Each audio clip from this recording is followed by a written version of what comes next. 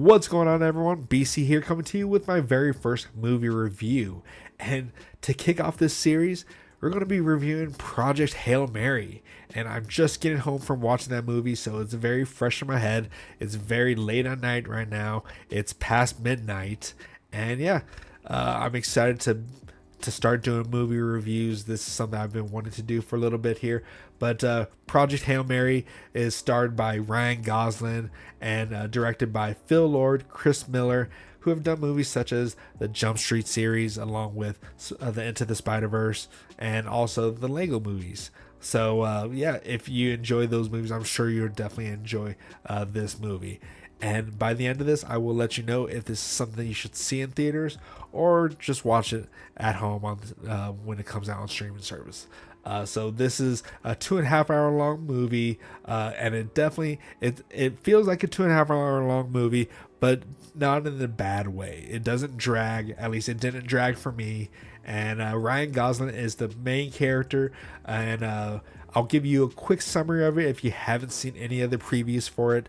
Basically, Ryan Gosling's character is a science teacher who is tasked with saving the planet because the sun is slowly dying. There is something in the atmosphere that's killing it, and it's slowly taking out all the other stars around the universe. But there's this one star that they notice that is not having the same effects for it. And so he is tasked with going to outer space, and at this point try to figure out why that one star is not dying at this point.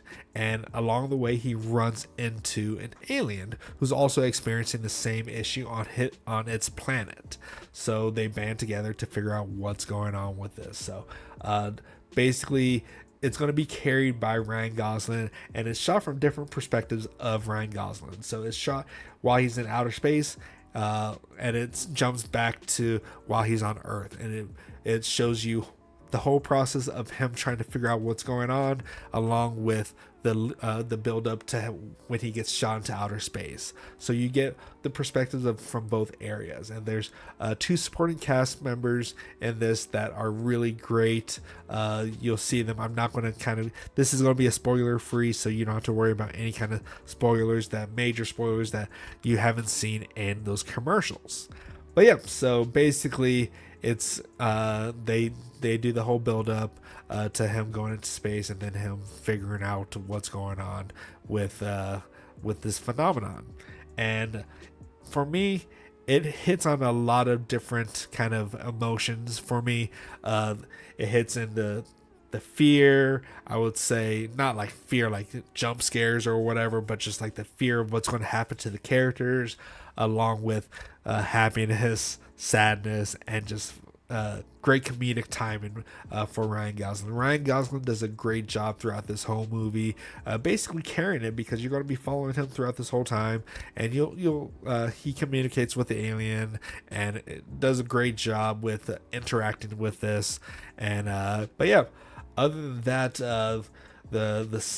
how this movie is filmed is really great. The special effects, they do a great job with the alien and the textures of just the spaceship and just being out in space and making you feel like you're actually in outer space. And then the music's really done really well. So I'm not sure who was the producer for the music, but they did a great job as well, along with just like the suit that he was in. Everything that they did in this movie was really great. So if I were to say, should you go see this in theaters or not, I definitely recommend seeing this in theaters. Matter of fact, the moment I got out of this theater, my wife wasn't with me. She was attending other matters at this point, so I saw it all by myself, and the theater was packed.